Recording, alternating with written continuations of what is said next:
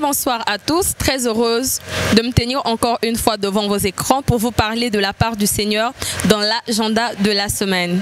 C'est la fille de l'apôtre Ange Céleste, le messager fidèle.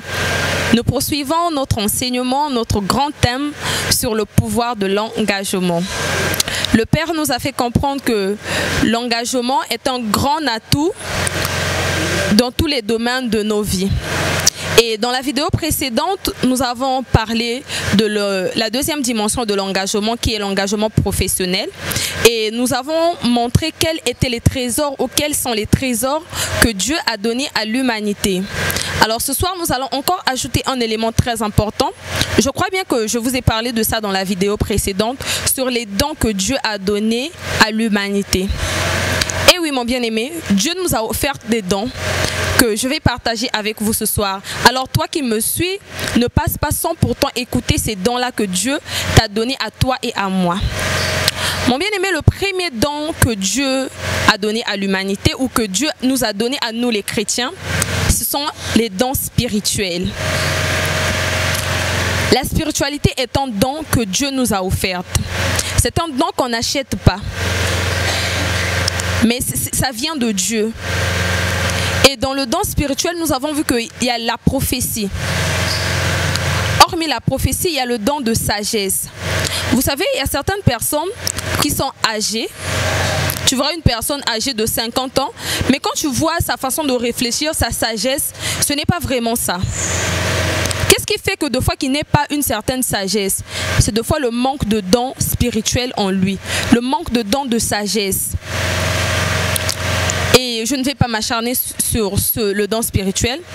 Le deuxième don que Dieu nous a donné, c'est le don naturel. Vous savez, le don naturel, elle est réelle, elle existe. C'est quelque chose que Dieu a mis en nous. Dans le don naturel, nous allons voir l'intelligence. Il y a certaines personnes qui sont intelligents. Au fait, ils n'ont pas reçu cette intelligence d'une formation quelconque ou d'une école, non. Il y en a depuis tu verras un enfant de fois de 2 ans, très éloquent, très intelligente. Personne ne l'a formé. C'est un don qui est en lui ou en elle. Et le troisième don, c'est le don matériel. Oui, beaucoup de personnes ont le don matériel. Au fait, ces dons, ce sont des choses que nous ignorons, mais elles sont en nous. Ce sont des choses que Dieu nous a offertes, mais nous avons tendance à les ignorer.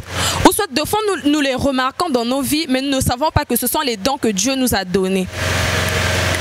Il y a un bateau moussou, on a besoin de forcer mon salaté. On a besoin de comment on n'a pas cité et loco. En fait, c'est quelque chose qui est en lui, le don matériel. Dans le don matériel, on voit la richesse. Il y a des gens qui ont la richesse là, il y a les carbonzamba pesi bango.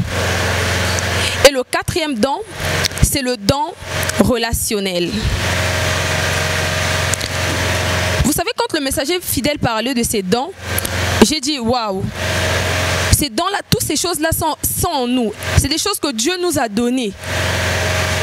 Mais des fois que nous ne manifestons pas par ignorance.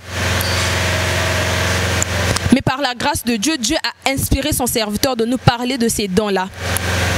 Et Dieu aussi a fait grâce que je vienne devant vos écrans vous parler de ces dons-là. Et dans le cinquième don, il y a le don de la vie.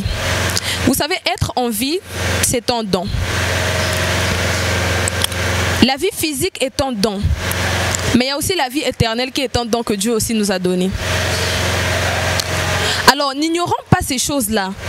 Nous devons connaître quelles sont ces choses-là pour avoir une bonne marche sur terre. Pour savoir comment nous positionner ou comment nous engager dans la vie.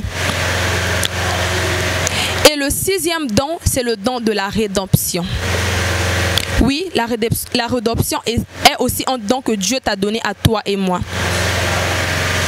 Mon bien-aimé, ces 5 dons-là, ce sont des choses que Dieu nous a données. C'est une faveur que Dieu nous a fait. Alors, moi je ne crois pas qu'avec tous ces dons-là, un enfant de Dieu peut échouer. Non. Vous savez, le messager fidèle a tendance à dire une chose que j'aime beaucoup, que j'aimerais partager avec vous. Il dit que si tu es né dans une famille pauvre, c'est acceptable, on peut l'accepter. Mais si tu demeures dans cette condition, si tu demeures dans la pauvreté, ça ce n'est pas l'affaire de Dieu. Mais c'est ton affaire à toi. Parce qu'avec tous ces dons-là, tu ne peux que réussir. Un enfant de Dieu ne peut que réussir avec tous ces dons que Dieu a mis en nous. Alors, mon message pour toi ce soir est que regarde ta vie et examine bien ces dons-là. Toi qui es chrétien, tu as ces dons-là en toi. Alors ne croise pas tes bras, mais développe ce don. Développe ces dons en toi. Ne croise pas tes bras, travaille sur ça. Et Dieu te bénira. Vous savez, je vous ai parlé de la vie d'Abraham durant le culte de dimanche. Papa nous a montré la vie d'Abraham et Isaac. Abraham, quand il sentait qu'il allait mourir, il a béni son fils. Il a donné tous ses biens à Isaac. Mais Isaac n'a pas croisé les bras par rapport aux biens que son père l'a donné. Quand le messager fidèle il parlait de ça, j'ai bien regardé, j'ai examiné, mais j'ai vu que Abraham, c'est le type de Dieu. Et Isaac, c'est nous les chrétiens. Dieu nous a offert des dons. Mais ce n'est pas pour que nous croisons les bras, non. Mais c'est pour que nous engageons dans ces dons-là afin de les développer. Vous savez, Isaac n'a pas seulement été riche grâce au bien de son père. Isaac, il a travaillé ce que son père l'a donné.